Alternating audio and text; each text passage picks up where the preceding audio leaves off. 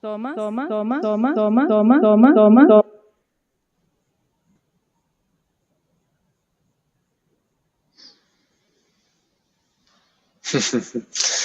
I can see you, and there is a strong feedback in the audio signal.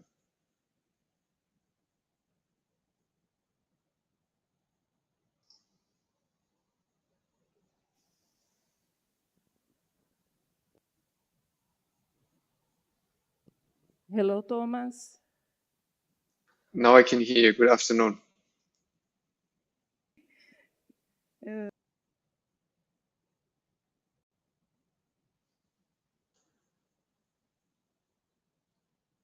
Here we have students, professor, and I would like to invite Professor Marina, the coordinator of this event, just to say hello for Thomas.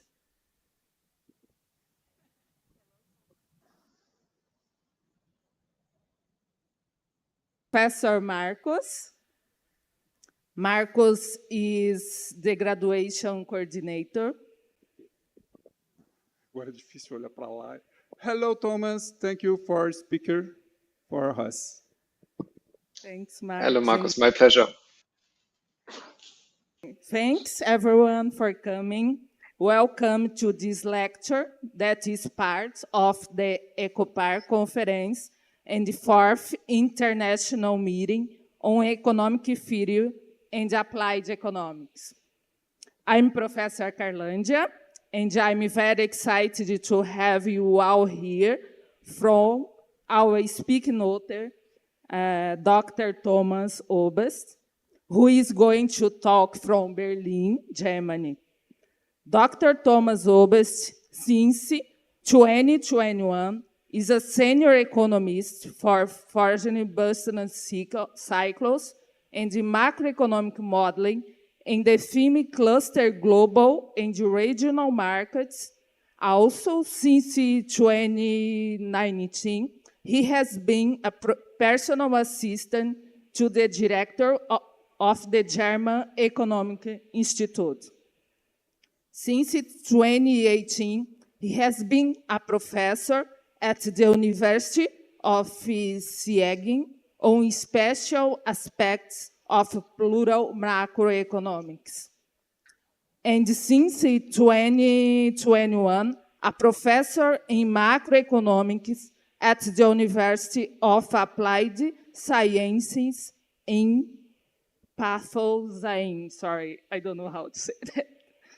Between 2016 and 2019, he was a research assistant at the Chair of Economics at the Viadrina University in Frankfurt.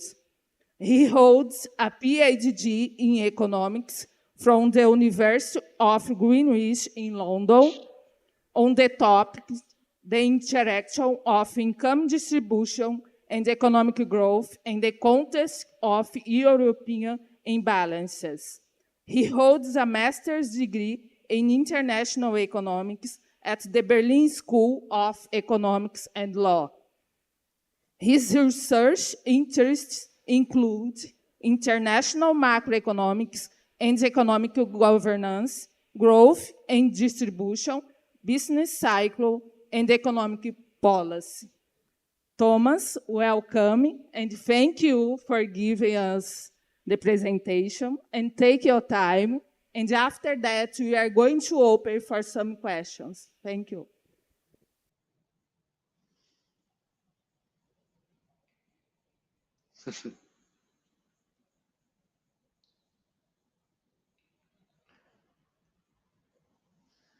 So, thank you, Carla, for this introduction. I can also see my slides, and I guess I will tell you when to go to the next slide since you control the slides. Now my slides have disappeared there again. Please let me know in the chat or via the microphone if there are any issues with the audio or with the video. Carla, thank you for introducing me. It's my pleasure to be part of this conference. And I think you mentioned most of the stages of my very still young career here in Germany. So I would like to emphasize just the last stage of my career. I have been a personal research assistant to the director, Professor Michael Hüter, at the German Economic Institute. The German Economic Institute is one of the major 5 research institutes in Germany, and we are privately financed, and we are financed by the employer associations, but also by third-party funding through the ministries. So we have a very good insight into the German economy, of course, but in particular, we have a lot of contact with the German industry. So big companies like BASF, Volkswagen, BMW, but also other companies, smaller and medium-sized companies. So what I've been doing at the institutes, I've been there since 2019, and I worked at the directorate for 3 years. On a diversity of topics. Usually they're applied topics, they're important for policy analysis in Germany, but also on the European level. And since 2021, like you mentioned, Carla, I've been promoted to become a senior economist. What I do is economic forecasts, so I have a very good insight on the German economy, but also other European countries, the US, China, and so on. And I do policy analysis where I use macroeconomic models to support our views. So if you can please go to the next slide. What is the agenda for today? I have prepared 20 slides or so for roughly 30 to 35 minutes because I want to leave enough time for questions and discussions to follow.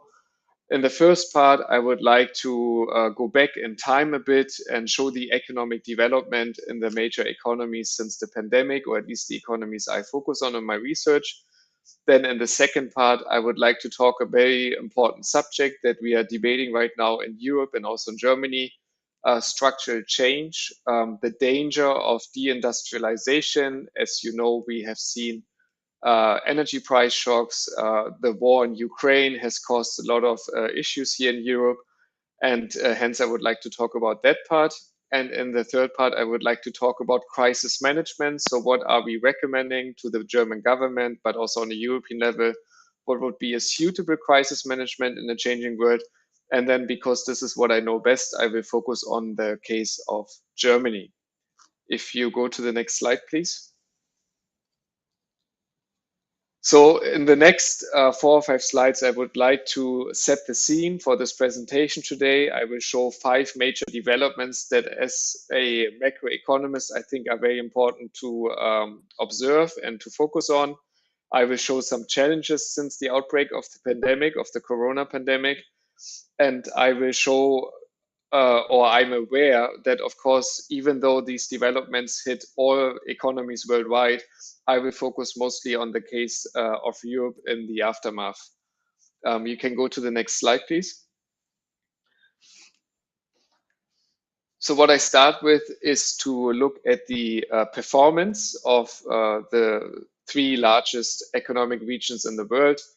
You see the gray line, that's the Eurozone, dark blue line is the USA, and then the yellow line is China. And what I have done here is to create an index that starts what I would call the pre-crisis level. So before the pandemic broke out in Q4 2019, the index is set to 100. So that's why these lines intersect. And then you see the economic development here measured as quarterly real GDP growth. And what you can see, first of all, is that during the pandemic, all the major economies here had a significant downturn. And back then, if you remind yourself on the discussion back then, it was very much governed by the discussion, is it going to be a V-shaped recovery or a U-shaped recovery? And what we can see is that only in China, we see a V-shaped recovery. So in Q2 2020, GDP growth has already reached its pre-pandemic level. And then in the US in Q1 2021, and in Europe only in Q3 2021. And then if you focus on the economic development since then, I think you can see some differences. What I would like to emphasize here, in China, we had a very volatile development due to the lockdowns that we still had in 2022. So there was a lot of back and forth. And now in this year, in 2023, the assumption was among most macroeconomists that we would see a strong economic rebound with the abolishment of lockdowns. We would see a return to activity, strong consumption, strong investment, and so on. But this has actually not happened. So the economic rebound, maybe that's the first takeaway here, has been weaker than expected in China. We expect this year China to grow roughly 5% in GDP. What has been a positive surprise is the performance in the US. As you may know, in the US, we have seen very restrictive monetary policy, and I will show this in another slide later on. But the US has not seen a hard landing. We see a very soft landing. We see strong GDP growth figures and actually very dynamic, so that we expect in this year the US to grow roughly 1.75%. And then the gray line is the Eurozone. And you can see, like the title says, the Eurozone is really lagging behind US and China. We can see that the Eurozone was very late to the game after the pandemic to overcome the economic challenges. But then also since the Russian aggression against Ukraine, so since the outbreak of the war, we see a more stagnant development. So we still saw positive GDP growth, but because of the energy crisis and the stop of Russian gas flowing to Europe and to Germany, we see that a lot of economies are struggling now, and we have still moderate positive growth, but very little. At the moment, we expect for the Eurozone to grow roughly 0.75% into 2023. You can go to the next slide, please. In the next slide, I focus on the first challenge I would like to outline. What you can see is here how the energy price shocks, that is mainly in oil and in gas, has really caused a historic situation, historic inflation rates. In the red line, you see the Eurozone inflation rate. The yellow line depicts the EU27 inflation rate.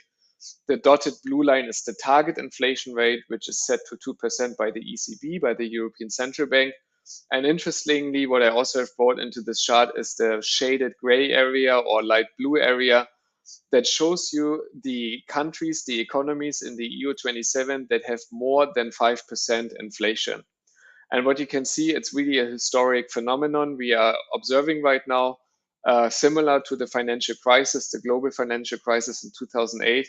We had 100% of the economies with inflation more than 5%. And as you can see by the yellow and red line, the peak was reached in autumn, actually in October 2022, where we had inflation rates, and this is of course in European standards high inflation. We had two-digit inflation for the first time, actually since the ECB was founded.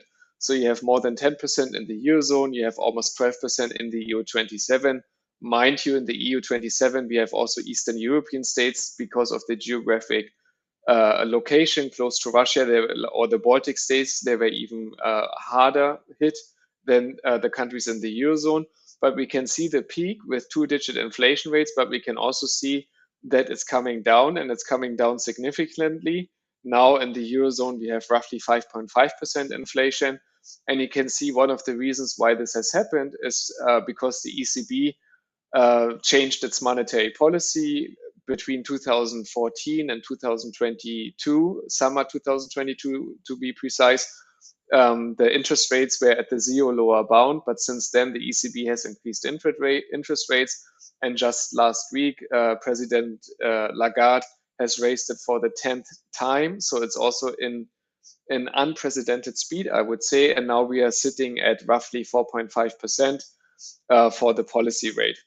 So this is really a historic phenomenon. This is a big crisis in Europe. High inflation is hitting investment spending. It's hitting consumption, especially private consumption. And it's interesting if you focus on the very right of the graph, the share of countries with more than 5% has actually increased again. So now we are currently sitting at 88% of the EU 27 countries that have more than 5% inflation. You can go to the next slide, please.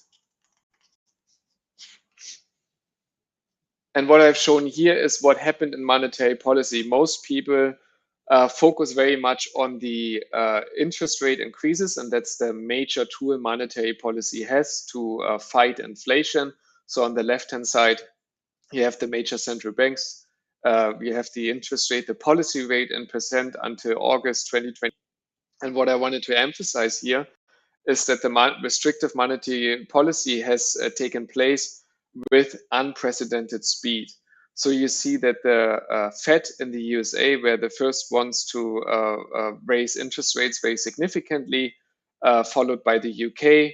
The ECB was quite late. There are reasons we can discuss later on why they reacted later than the Fed, the Federal Reserve in the US, or the Bank of England in the UK.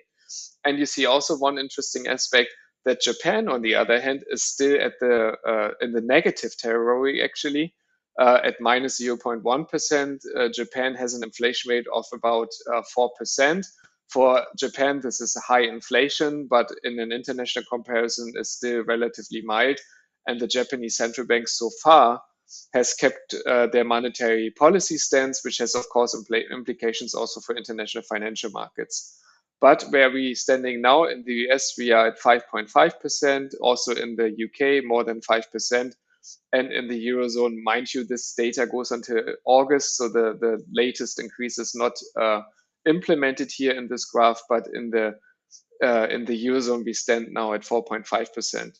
And what most people then forget is they focus exclusively on the policy rate, but they don't focus so much on what has actually happened to monetary aggregates. So that's why I have brought this chart on the right-hand side, which shows here the annual change in US dollar in trillion, and shows you how massive this monetary stimulus has been during the pandemic. So in 2020, when Corona hit the economies, and also in 2021, for instance, the ECB enrolled two programs, the PEP program and the PSPP program. They alone comprised almost 5 trillion US dollars. So it's a huge stimulus.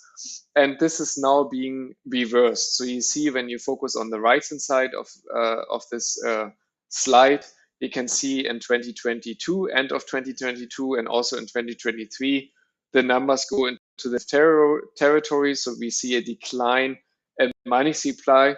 And this has major implications, because it's not just that credit supply has become more expensive, but also that liquidity has been reduced, with the implications for the macroeconomy in those countries. You can go to the next slide, please. A third major issue, at least, was highly debated in Europe and in Germany, and also we have a lot of economic policy now referring to this issue. What I show here is how global supply chains, first of all, have been put very much under pressure and have been strained. And then now the reversal since February 2022, even despite the war, how the freight rates, that's the gray column, I'm using here the Shanghai Containerized Freight Index. So you see it goes back, if you focus on the left-hand side of the graph, it goes back to 1,000, has been at 5,000 in 2022 at its peak.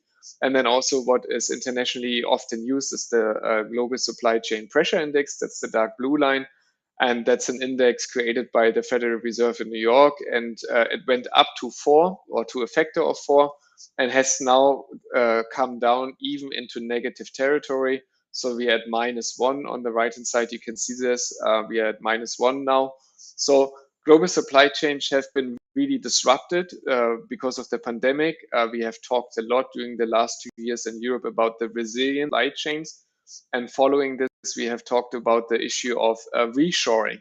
So shortening our supply chains, instead of importing goods and services from China or other Asian countries, we try to increase production in the EU. So bringing back production to, let's say, Central or Eastern Europe, which would be nearshoring, or even back to Germany itself, which would be backshoring. So there's a lot of discussion of this, because during the pandemic, we have learned that even though we appreciate all the advantage of international labor division, comparative cost advantages, and all these things, there needs to be a renewed focus on resilience. However, we can also see that now, currently, the latest value I've shown here is August 2023. These issues have normalized. The freight rates are back to normal. The pressure is reduced. Global supply chains seem to be working again. But because of the war and the geopolitical tensions between the US and China, we see what I would call a lot of fragmentation in world trade and capital flows. You can go to the next slide, please. The fourth major issue I'm highlighting here, I have shown you the large monetary stimulus from the ECB, from the Federal Reserve, and so on. But we also had a large fiscal stimulus. On the left-hand side, you see discretionary fiscal responses in percent of GDP of 2020. And you can see in the light blue column, this is real spending, so additional spending or foregone revenue, maybe via tax reductions.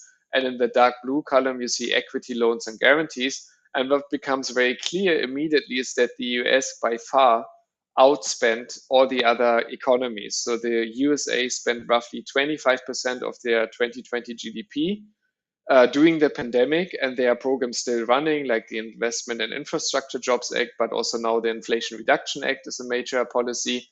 And this was roughly 5 trillion US dollar they have spent here.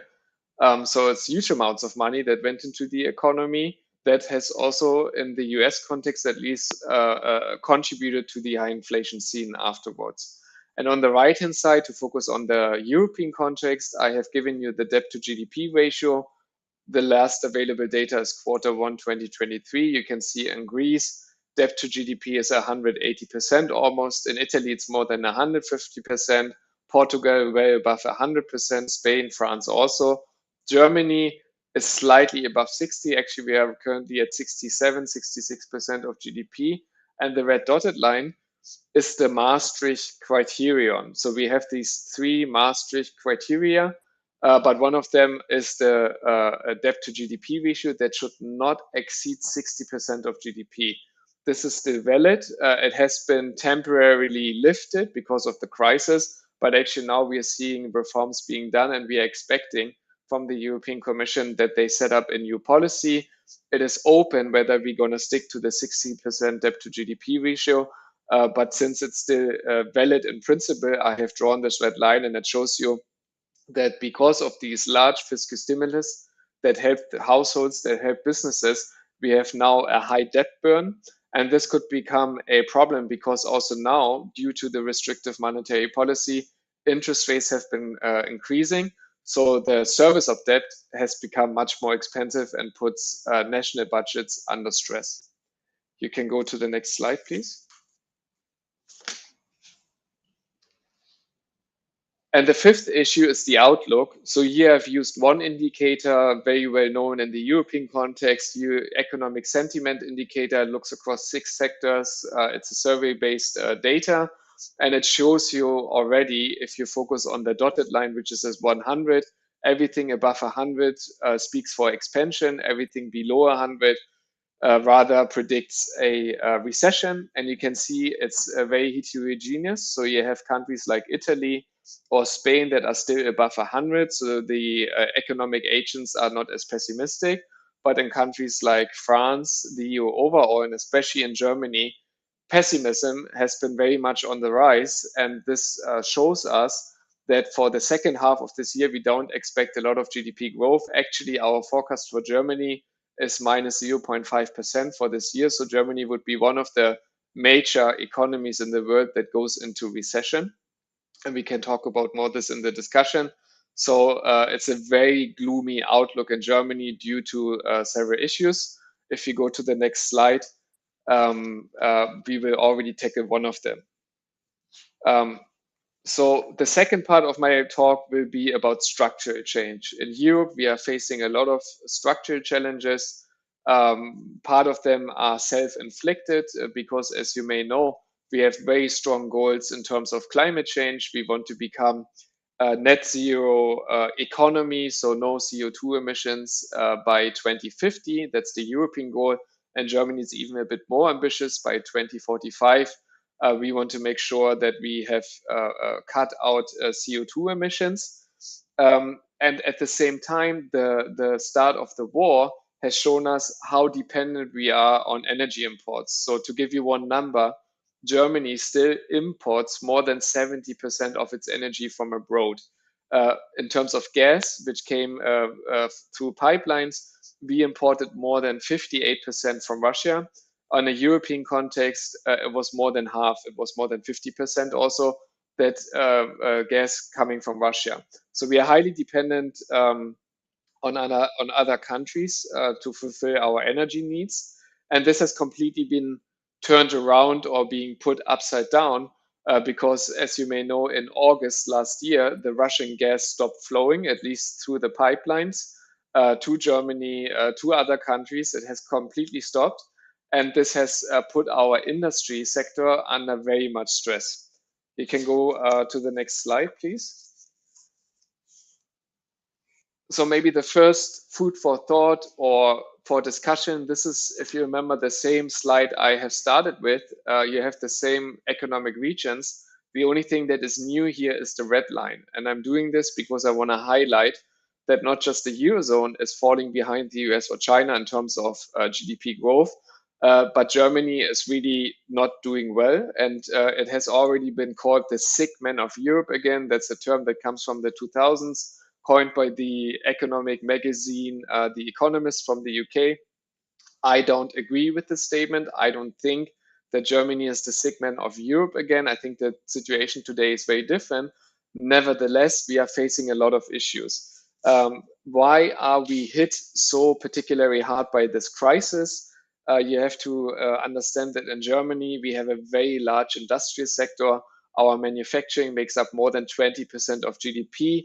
We have also a large sector of energy intensive production. I will show this in another slide.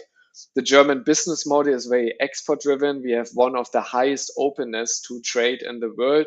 If you take together imports and exports of GDP, it's more than 80%. So it's a high trade openness. And we are very well integrated into global supply chains and also European supply chains. We had seen, like other countries in the Eurozone, high inflation rates. So these are some of the external issues. But I think, and that's maybe why you could talk about, are we becoming a sick man in Europe again? We have some homegrown issues. We have, among the economies in the world, one of the highest tax rates and social contributions we have to pay.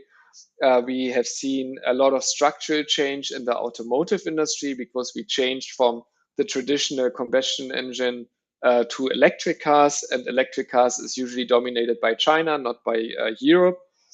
We have demographic change issues, so our population is shrinking and aging.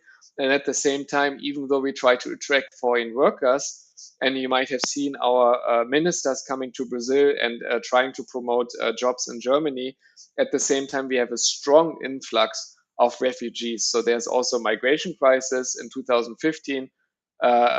Persons coming from Syria mostly, and then now in 2022, because of the war, we have taken in almost 1 million people from Ukraine. So there's some external factors that explain the weak performance, but there are also some homegrown structural issues that affect us at the moment. And I showed this in the next slide. If you go to the next slide, please. We have in Germany seen an industrial recession since 2018, actually. So a lot of people, when they talk right now about the German industry and what are the issues, they focus a lot on the war in Ukraine. But actually, if you look at the red line in this chart here, I've purposefully created the index for January 2018, where all these different lines intersect. And you can see that it has been decreasing since 2018, even before the pandemic started in February 2020. We have been below 100, so slightly below 100. Then we had this huge slump, like all other countries shown here. And then we had a somewhat strong rebound. But since January 2021, we are in a phase of stagnation. So there's no dynamic growth happening in the German industry. And even more so, it's slightly declining at the moment. If you focus on the very right-hand side of the chart, we had roughly 90%, so 10% below 100. We have seen a decline. And this is particular to Germany, because if you look at France, France is also below 100, but only slightly. In the US, it's another big discussion right now. The US is actually seeing a revival in industrial policy. They are seeing an investment boom in manufacturing. So they have managed to get over that level from 2018.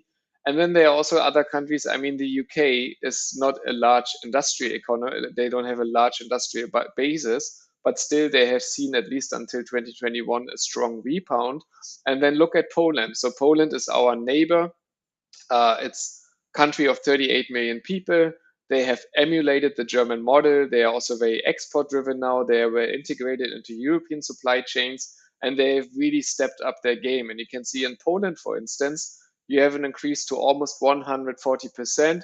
And then because of the war, they have also suffered, but they are still standing 30% above that level of 2018. So we see a quite different development in these different industries. And it shows you that in Germany, I would call it structural change, because the decline has happened not just since last year or since the pandemic, but since 2018. You can go to the next slide, please. What are the issues involved here? I wanted to show you in one chart the impact of the energy crisis, which questions the long-term competitiveness in Europe. So I think it's not just a short-term issue that is affecting the economy, but it's really a more medium-term, long-term issue when you think about competitiveness. What you see in the dark green line is the oil price. Here, the data goes actually only until July. I tried to update this this morning, but you already had the slides, so I apologize for that. But if I would extend the data line to August 2023, you would actually see a strong increase in the green line, because the oil price has increased by 25% since June of this year. Due to OPEC quotas, they have reduced production, Saudi Arabia and Russia. So what I want to say is that even though we had the peak in 2022 at 120, it's far from clear where the medium-term equilibrium, so to speak, would settle. We expected this to be around $80 per unit per barrel, but it might be even higher because of these recent changes. Good news for every country that needs a lot of natural gas in Europe. You see that outstanding increase in August 2022, when it became clear that Russia would stop gas supply to Europe. The price here increased to 70 BTU, that's British thermal units, so $70. You could also look at a different unit, megawatt per hour was 300 euros per hour. But it was an increase of roughly 10. So we had a tenfold increase in the gas price, complete shock to the economy. There were a lot of issues, there were a lot of discussions. And actually at that point, we thought we are not going to make it well through the winter. So we thought we're going to see a deep recession. I will show you some estimates later on. But thankfully, you can also see that this has come down when it became clear in winter 2022, 2023, that we would manage to get enough gas. And you might have heard that Germany built 5 new LNG terminals. So before the war started, we didn't have any LNG. So LNG is liquefied natural gas. We didn't have any terminals. We received it from Poland or from other European countries, but then we decided we have to act. And we built 5 new terminals. I don't think they're all finished yet, but the majority is finished. And that has significantly led to this decrease. You can see in the dark blue line, prices have come down. Nevertheless, if you focus on July 2023, the dark blue line is the price for natural gas in Europe. The yellow line is the price for Japan. So we are below Japan again, and that was the case before the war usually. But we are by far not where the US is. So in January 2020, on the very left-hand side, the gray line and the dark blue line, they almost intersect. And now we can see that gap that remains. So the dark blue line is roughly at 10. The gray line is at 2.5, something like this, 3. So you can see that that Europe and Germany, we still pay 4 times higher the price of the US. So there's a loss in competitiveness. Companies are dealing with these high energy prices. It has come down, but we expect this to stay elevated. You can go to the next slide, please. And why is that important? A lot of people are focusing only on the red line in this graph. A lot of people look at manufacturing, and you have set the index at July 2021 before the Russian gas stopped flowing to Europe and Germany. And this is the energy intensive production in comparison to the total manufacturing for the EU 27. So what you can see, even though total manufacturing is stagnating. It's not really in a recession. It's still at the level of 100 roughly in the energy intensive sectors.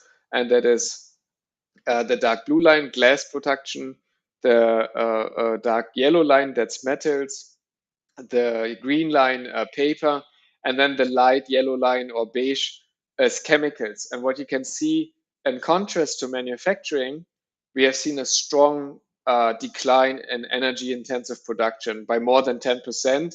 If I would show you the same slide for only Germany, the chemical sector has suffered by more than 20%. So even though manufacturing overall is stagnating and it looks like, yes, we have managed to deal with this crisis, in the energy intensive sectors, it's a very different picture. And the problem is that this decline you can see in this chart, which has been now ongoing for a year, we don't expect it to come back. So in the chemical industry, certain productions, the companies tell us that they have shifted investment abroad, that they have shifted production to other countries.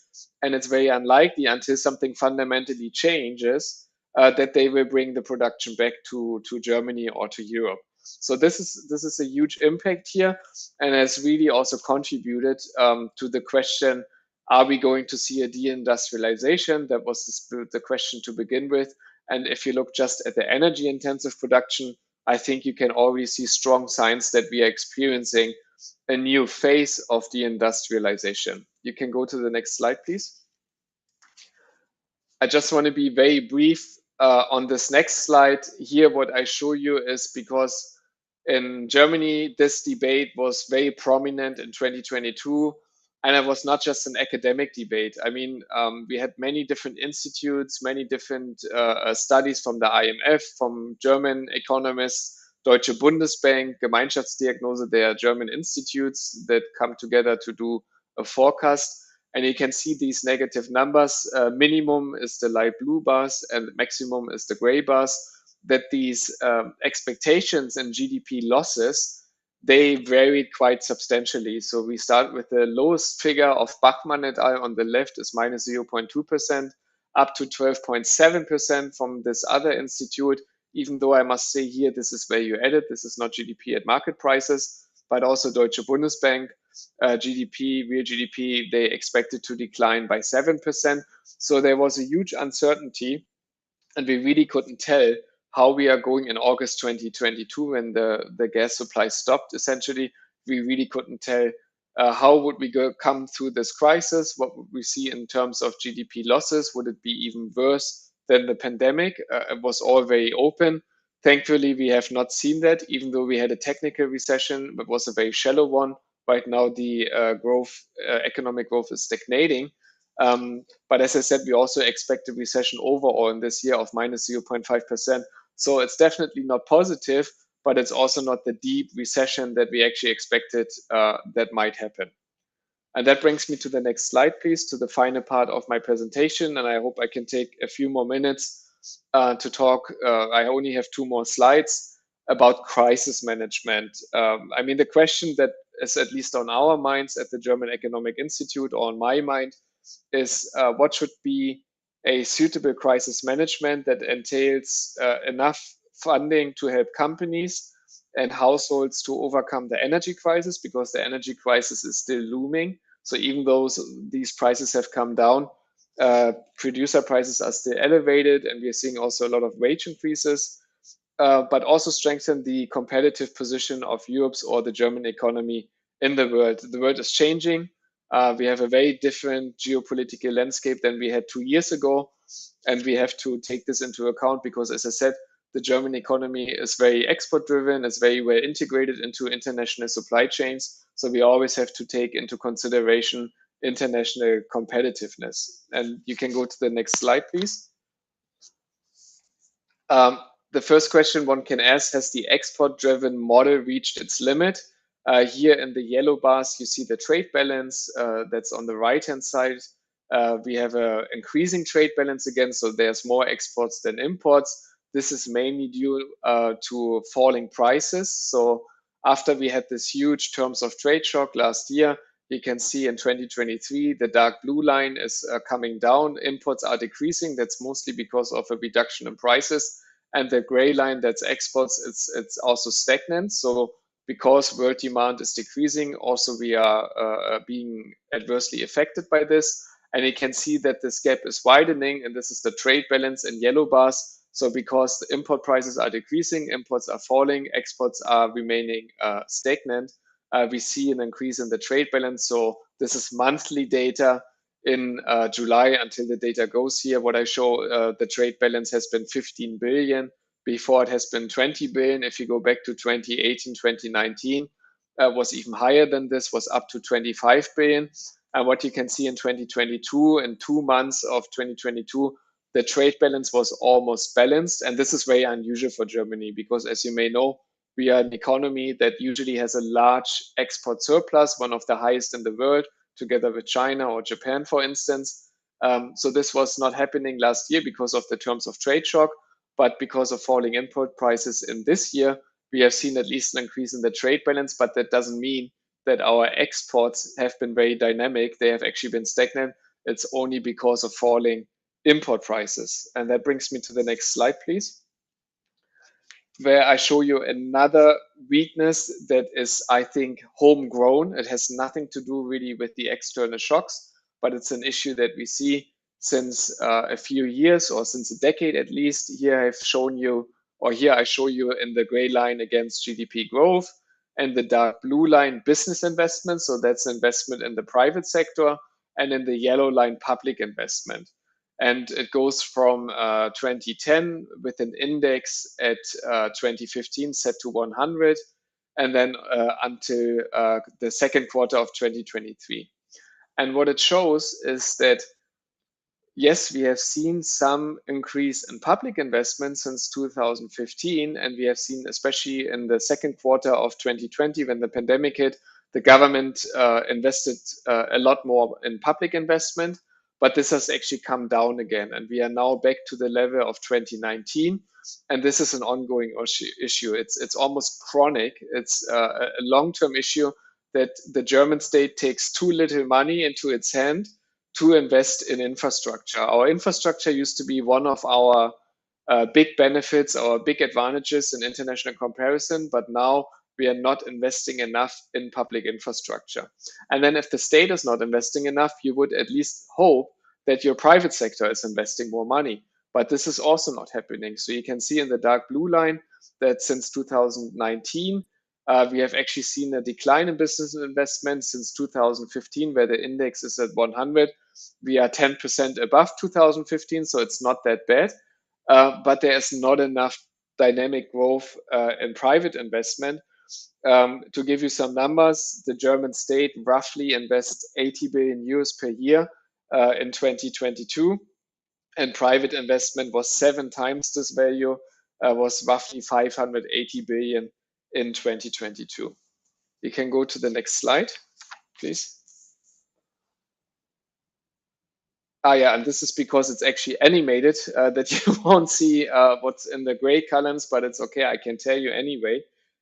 Here I wanted to outline crisis management in a changing world. And one of the factors on a global scale we have to take into account is that the operating costs of the global market economy system increased. I think it's safe to say that we have tension between multilateralism versus safety first. So this is what I meant with resilience of supply chains. We can overall say that transaction costs of globalization have increased, and we have seen the change of the energy mix. So less reliance on Russian gas, more reliance on renewable energy. And the question is, what should be the macroeconomic assignment as an answer to what we call stagflation, or what we see as a possibility in Europe right now? One issue is the tension between monetary policy versus wage setting policy. In Germany, we are now seeing almost something like a wage price spiral. It's not really visible in the data yet, but if you look at the wage increases by the trade unions in this year, there have been 2-digit wage increases, so higher than the inflation rate. So it has become more likely that we could see a wage price spiral like in the 1970s. Fiscal policy has the task to compensate, obviously, but also to invest and to stay competitive. And I think in the current German government, and we can discuss this more, there's not much understanding what is needed to become competitive again. There's a lot of redistribution, there's social policy making, but there's too little and too less for public investment. So you can go to my final slide, please. To conclude, and I have here outlined a growth agenda in Germany. If you ask me as a macroeconomist, what should be the policies being undertaken, I would ask three crucial questions. The first question, the major question is we have to ask ourselves, yes, we have structural change. Yes, we want to become climate neutral. We want to have a net zero emission economy. The question for me is it going to be an active transformation where we're actually going to steer that process, where we're going to give funding to the companies undertaking these investments, where we set the right framework? Is it going to be controlled? Is it going to be active? Or is it just going to be passive? Because right now, as I've shown you, you already saw that decrease in energy intensive production. And this also means that we have less GDP growth, less CO2 emissions, but it's purely passive, right? It just happens because of the market forces. It's not really a goal-oriented or something that the state can manage. The second question I would ask, what is the time horizon until a net zero economy? We are faced with the energy crisis. We are trying to become more independent. At the same time, we have the structural change almost via an appointment. We want to be net zero or a net zero economy in 2045, like I've told you. But what happens in between? Like, how do we get there? And right now we talk about subsidies for the industrial sector because our electricity prices are much higher than in other countries. So what is the time horizon here? And the government, again, doesn't give a clear answer. The third question and final question we need to, and this is what the German companies tell us in particular when we do survey studies, they are very concerned not just with the high energy prices, they are very concerned with the lack of talent, with the lack of professionals because of demographic change. And the overall theme is, how do we become an attractive location for investment again? In the last year, if you look at foreign direct investment coming into Germany and leaving the country, this was one of the first times that we actually had a record net capital outflow of $132 billion. So what, with the question starting, deindustrialization, is there a real danger if you look at foreign direct investment and you look at the net outflows leaving Germany as an investment location? You could also make an argument that we are actually already in the phase of deindustrialization because a lot of the German companies are investing more in the US or in China than they are investing in our country. And I think I would like to leave it here. I hope this was insightful and gave you some interesting insights into the European case, and I'm looking forward to your questions. Thank you.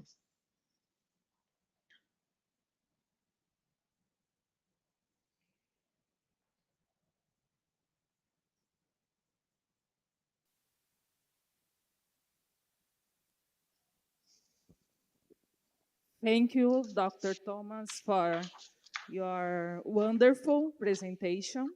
You gave us amazing insights about what is going on around the Eurozone. Now, you can open for some questions.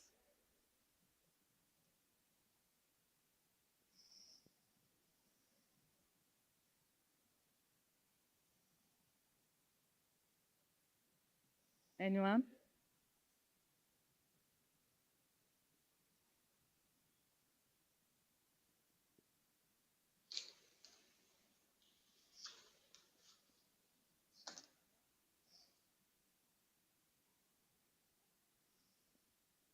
Alguém tem uma pergunta para o Thomas?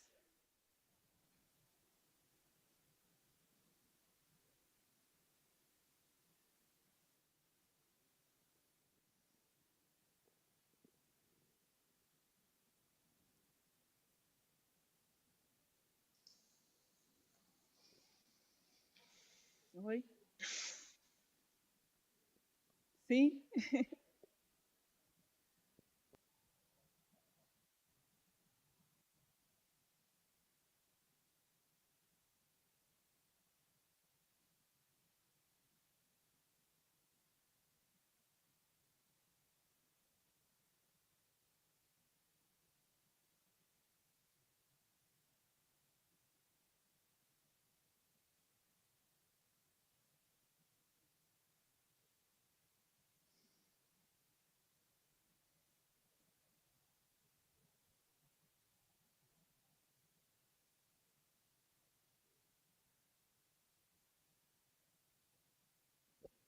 Thomas, there is a professor, Professor Thais, that would like to know more about the difference between the countries. If there is a country in Eurozone that is outside that average about what's going on in the industry. We could see something about Poland, but that is specific for that country because what factors is giving that situation to Poland? Yeah, no, this is a very good question. I think it's very important, and I hope you can hear me. It's very important to emphasize that this is affecting each country differently. So if you look at the energy dependencies, for instance, in Spain, there's almost no contribution that came from Russia before the war started. Spain mostly gets its gas supply from Algeria. Other countries, they had LNG terminals before. Poland also had LNG terminals before the war started. You have to understand that in the way the energy supply was set up geographically, it was coming from the east, from Russia, going to Germany because we have the largest storage facilities in Europe, like gas storage facilities. It was stored in Germany, and then it went on to Italy, to Austria, to France, other countries. So this setup geographically has completely shifted. There's basically no more gas coming through pipelines. It comes through LNG terminals now. I mean, I should mention that there's actually still Russian gas coming to Europe, but via LNG now, so via ships. But the flow of the gas has completely shifted from the east to the west. So now we are talking about how do we implement more pipelines from Spain to Germany. Actually, this is a huge debate because Spain wanted to build pipelines to go through France, but France blocked that initiative. So France said, we're not going to build those pipelines. We only build those pipelines when we have hydrogen. So this is what I try to point out, that even though we have this big crisis that is affecting every country in the Eurozone, we have very different approaches, and there's still a lot of conflict on the European level. Concerning the question why Poland has seen such a dynamic performance in industrial production, I could have shown you also Austria. Austria is a very small economy, only 8 million people. It's our little brother, sometimes we say, but because it's German speaking, but it's definitely also an important economy, and they have also seen an increase in industrial production. I mean, one thing you should understand that I have shown you the growth rates, but I haven't said much about the level of industrial production. So the overall level of industrial production in Poland is much lower than in Germany. So it's easier for them to catch up in terms of growth figures. But I think the Polish case, the Polish economy, we have just done a study on it since 1990. So since the Iron Curtain fell, and we have seen in Poland a lot of changes, joining the European Union in 2004 and so on. Poland has had amazing GDP growth. Like, they have seen GDP growth of almost 4% on average. So this is much higher than the average in the Eurozone. Poland is a very special case. And my impression is, from the studies we have done on Poland, is that they very much emulate. So they try to copy the German business model by focusing on manufacturing, by focusing on exports. But the big advantage Poland has, in contrast to Germany, is a relatively low labor cost. They have very well educated people, very qualified workers, but their wages are still maybe 60, 70% of German wages. And also, in addition to that, Poland does not have the same high taxes and social contributions that German companies have to pay. German companies pay 41% in taxes and social contributions. I would assume in Poland it's 30% or less than that.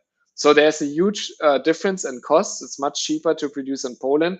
So what has happened is that actually Germany is also contributing to the strong performance in Poland, because the automotive industry is going to Central or Eastern Europe to set up new factories, to produce more car parts or cables or other intermediate goods that are then actually sent back to Germany to help with the automotive sector. So I think these are some of the factors that contribute to this difference in performance among the countries. And we should also not forget, Poland has still a very much coal-based energy supply. So Poland has a lot of coal plants, and they also want to build nuclear plants. I think it's a disaster in our country that we decided, mostly because of ideological reasons, to shut down the last 5 nuclear plants that we still had in Germany running. We decided in the middle of an energy crisis to actually shut them down. So that's what I mean. It's external factors, but we also have a lot of homegrown issues. Okay, thank you very much. Any further questions? No? So, okay.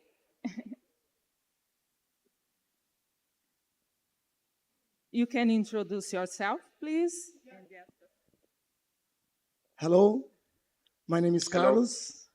I'm a professor here in Paraná State, and I'm attending this event. I would like, first of all, to congratulate you for your presentation. Thank you. I would like just to know about the environment. You told us about the energy crisis and something like that, but do you think that the environment rules or some, it can improve the energy crisis, or would like to tell us about it? Thank you a lot. Yes. Thank you, Carlos. This is a great question, I think. It's because one of the questions that we hear a lot of different views and opinions on it. To give you an overview, our Chancellor, Mr. Olaf Scholz, a few months ago, he spoke exactly what you asked, Carlos, because of the green transition and new investments. If you had seen my charts better, the last 2 charts I've shown on, unfortunately, it was blocked. I have talked there about green investment. So our Chancellor, Olaf Scholz, he had said that we will see an economic miracle because of these green investments. So, very positively, very optimistic. This is the view of the Chancellor, and I would say this is the view of most of the politicians, because now, as you may know, we have 3 different parties. We have the Social Democrats, we have the Green Party, and we have the Liberals. And the Liberals and the Green Party, they have very different views. So if we ask the Green Party, they would also say, look, this is a good chance. We have an energy crisis. Yes, it's going to be affecting us in the short term, but actually it helps us to become more independent and to become more independent of other countries supplying energy to us. So this is the one view. Yes, green investment is going to be great. We're going to see increase in GDP growth. What they usually don't say, it is actually very far from clear whether this is going to lead to more productivity. So I think one of the issues that are very open to decide for scientific research is green investment, let's say in renewable energy or in hydrogen. Is it also going to increase productivity? And this is very unclear. Coming from this view, you have the other view that actually is a bit more, I would say, applied. It's not so abstract, it's more looking at the realities. I mean, as I said in the beginning, Germany imports more than 70% of its energy. It's impossible for us to become autark, to become independent of energy supplies. We can, of course, focus more on renewable energy, and we produce right now more than 60% of our electricity. So this is not total energy consumption, but of our electricity is provided by renewable energy. The problem is it's not steady. Obviously, it will only be produced if you have wind. It will only be produced if the sun is shining and the solar panels are working. So for the German industrial sector with 20% of GDP, it is very important that they have a reliable flow of energy. And if it's not gas, it has to be hydrogen. Hydrogen, so far, there are many great projects, there are many good ideas, but it is very far from clear when they are actually going to be implemented. And the second thing is, how much do we need to pay for it? Because even we had done a study recently, even if we switch to hydrogen, to renewable energy, and so on, we will still pay more prices or higher prices than the competition, than other countries in the world.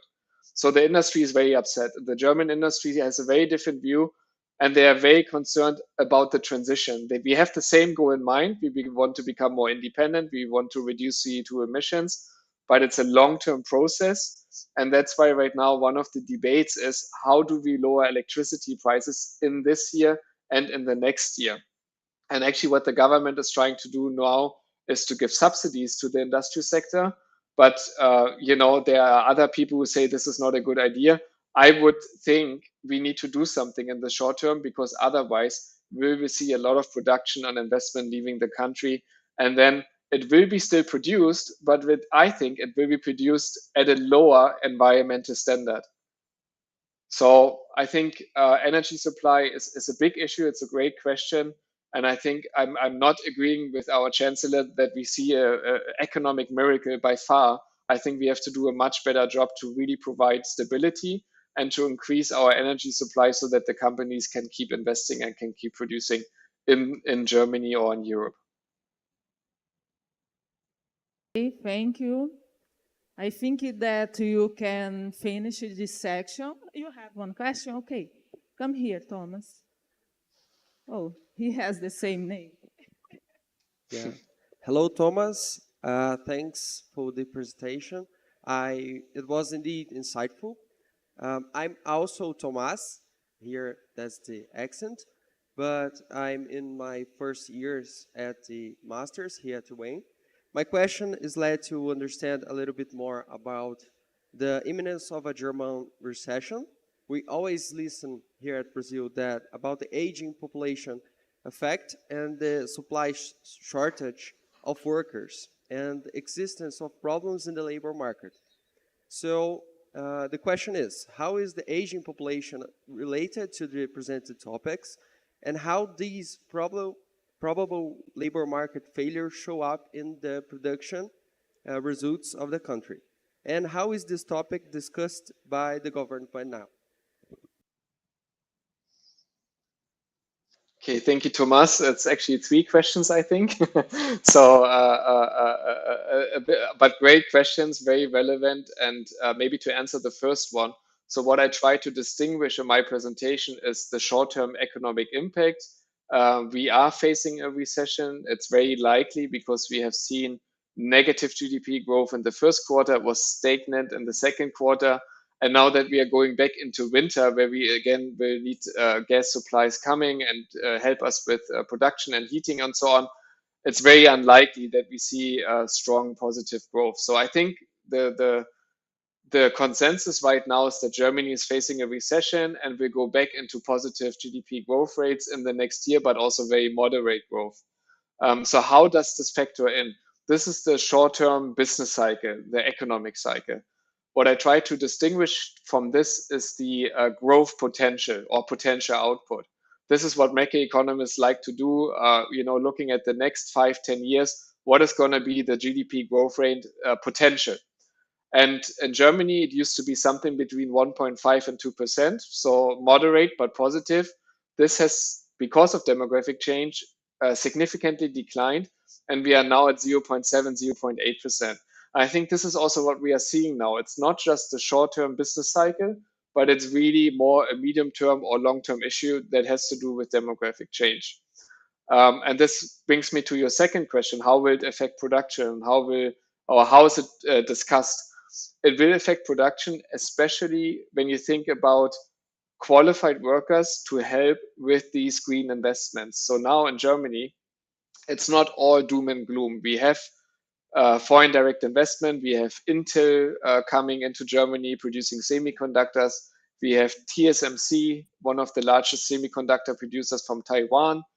We have a lot of battery plants from Chinese producers or from Nordic, so Swedish or Danish producers. They are all coming to Germany. So there is some, and the thing is, when you invest in Germany or do something, usually it will be automatically the largest plant or factory in Europe because just of our size of the economy. I mean, still the largest economy in Europe. But the question, Thomas, what you asked is like, where do we get these workers from? So how do we adjust our educational system? And as you may know, Germany always had a big advantage because we have a a dual education system. We have apprenticeships, so it's very much a mix between university training, but also on-the-job training. And it's very standardized and regulated. So these are good standards to have. But what we have estimated in a recent study is that until 2030, because of demographic change, because of an aging population, we will lack 3 million employees until 2030. So 3 million employees will go into retirement. They will not be available for the labor market. And that has a significant effect again on potential output in the future. And the strategy, and that leads me to your third question, what are the people discussing right now? The strategy of the government, I'm afraid to say that, but in the last election 2 years ago or so, no one of the parties, none, discussed this issue. No one dared to talk about demographic change, even though we know it's happening, we know it's going to face us in the next 10 years. No one talked about it. More recently, just yesterday, we could listen to the secretary of the Kanzleramt, so the chancellor, talking about the hope that we would attract every year 400,000 migrants coming to Germany that have the qualifications to help us sustain our economy, so to speak. I think this is very unrealistic because 400,000 net migration means that you need 1.4 million people coming because every year 800,000 people leave our country. So you see the numbers are very high. I think if we wanted to attract more professionals, we need to change our tax and social contribution system. We just pay a lot of money into the state funds that is deducted from your salary. Of course, we have the advantage because we are the largest economy that we are very attractive to migrants from Eastern or Central Europe. The earnings opportunities are just higher here. But to really attract those professionals, let's say from India or from China or from other countries, you need to also be attractive as a location. And the main solution we propose to the government and to the policymakers is that if you look at the labor market in particular, we have already a very high employment rate, almost 80%. This is one of the highest in Europe, but we have actually the lowest working hours in the OECD. So Germany has the lowest working hours among the OECD countries. This is something to think about. And it's because we have a lot of part-time workers and so on. There are structural factors here. But we propose that if you really wanted to increase labor volume, which is the sum of hours per employee and the number of employees, if you wanted to change this, you actually need to increase working time. Unfortunately, our generation, the younger generation, they rather talk about, should we go to a 4-day labor week? Can we reduce working hours by keeping the same pay? So it all doesn't go together. I would hope that the policy debate changes and people actually come up with policies that increase not just participation in the labor market, but to increase working hours. So thank you again, Thomas, for your amazing presentation. One last one. Can you do one more, Thomas? I can do it. You have to tell me when I need to stop talking. Sorry.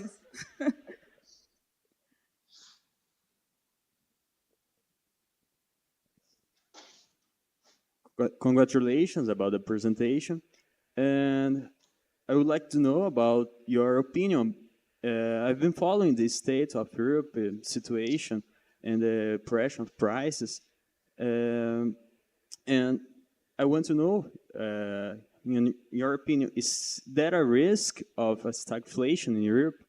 I've seen the forecasts of GDP growth and even negative GDP growth in Europe, some countries of Europe, and followed by the inflation. So is that a risk of stagflation for the next months, or even the next years? Thank you.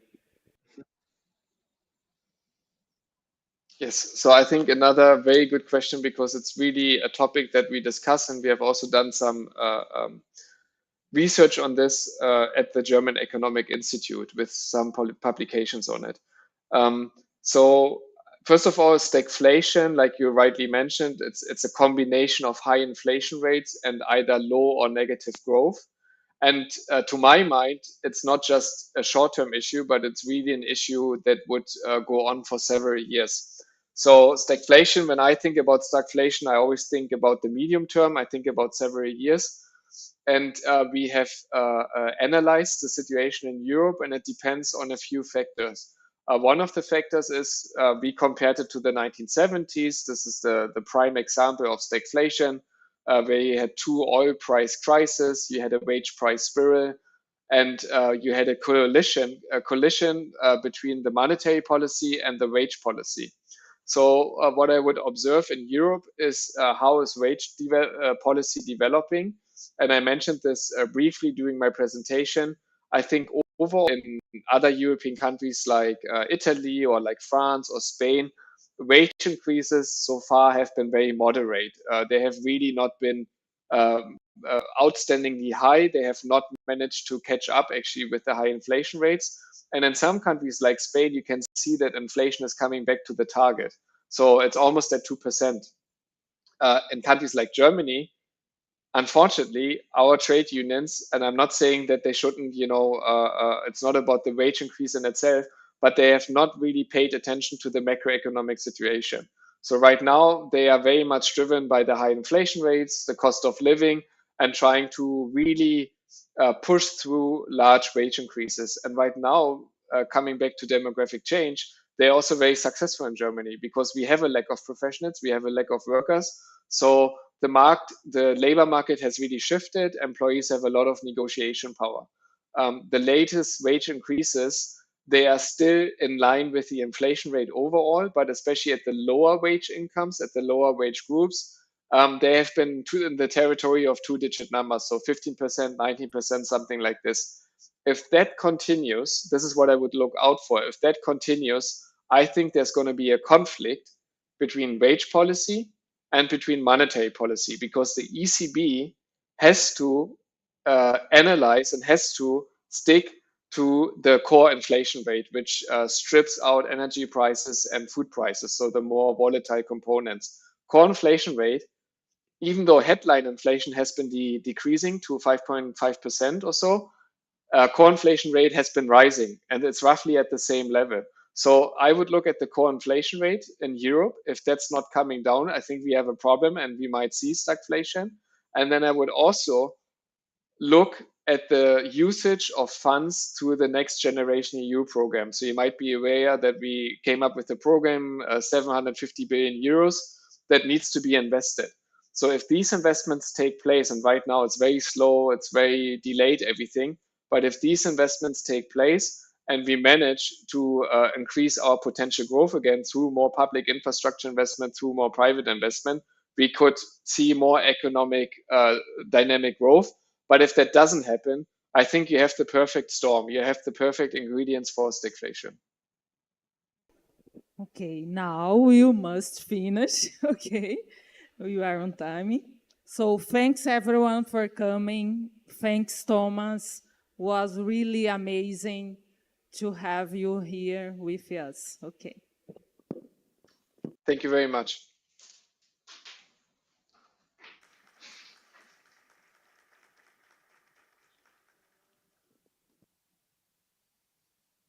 Bye.